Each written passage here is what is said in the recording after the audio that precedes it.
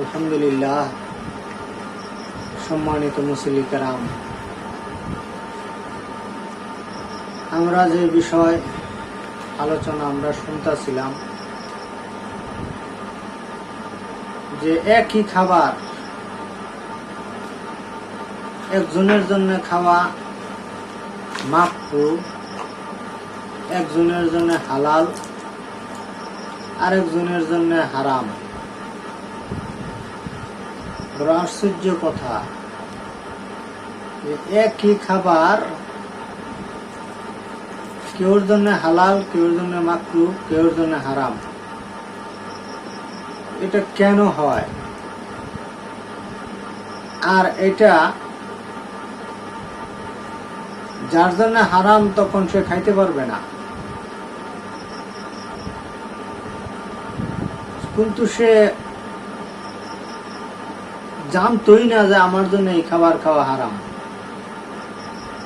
এরকম ঘটনা ঘটে যায়।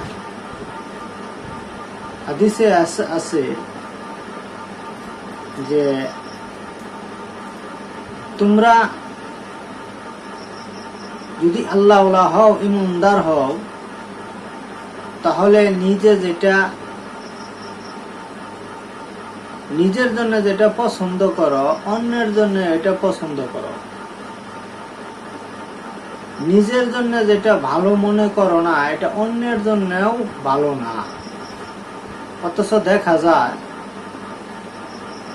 যে একজনের একটা জিনিস দিব অথবা একজনের একটা জিনিস খাওয়াবো, ওইটা ভালো না হইলে দিয়া দেয়। তো তোমার কাছেই তো এটা পছন্দ না, ভালো না, তার জন্য যে দিলা, সে হয়তো গরিব দিকে নিছে, কিন্তু সে তো এটা তৃপ্তি পাইতো না। ওটা খায়া তার কোনো মনের মধ্যে শান্তি লাগতো না, ভালো লাগতো না। ভালো একটা জিনিস যদি অল্প দিতা, তারপরেও তো সে তৃপ্তি সহকারে খাইতো, ভালো লাগতো, মনে আনন্দ লাগতো। যে মা বোনরা এমন কিছু কাজ কইরা বয়, যে কাজের কারণে হাদিসে আইছে যে তারা যে রান্না বান্না করে খাবার গুলো পাখায়, যদি একটা ঘটনা ঘটায় ফেলায় তারা, তাহলে এই ঘটনার কারণে কারো জন্য ওই খাবার হারাম হয়, কারো জন্য মাকরুহ, আবার কেউর জন্য হালাল। মা বোনেরা, এই হাদিসটা শোনার পরে আপনারা খেয়াল করবেন যে আসলে কথাটা কত বড় গুরুত্বপূর্ণ। যে জীবনে এরকম হয়তো ঘটছে, নয়তো সামনে ঘটবে, ওই মুহূর্তে যেন আপনারা সতর্ক হয়ে যান যে এটা তো হাদিসে শুনছি যে হালাল, হারাম, মাকরুহ ইয়াদা। তাই হালাল যার জন্য সে খাইতে পারবে, যার জন্য হারাম তাকে তো এটা আপনারা দিতে পারবেন না, খাওয়াইতে পারবেন না, কারণ এটা তো হারাম হয়ে গেছে। ঘটনাটা হলো যে যে সমস্ত মা বোনরা এরকম সন্তান দুনিয়াতে ভূমিষ্ঠ হওয়ার পরে যখন মায়ের কোলে থেকে দুধ খায়,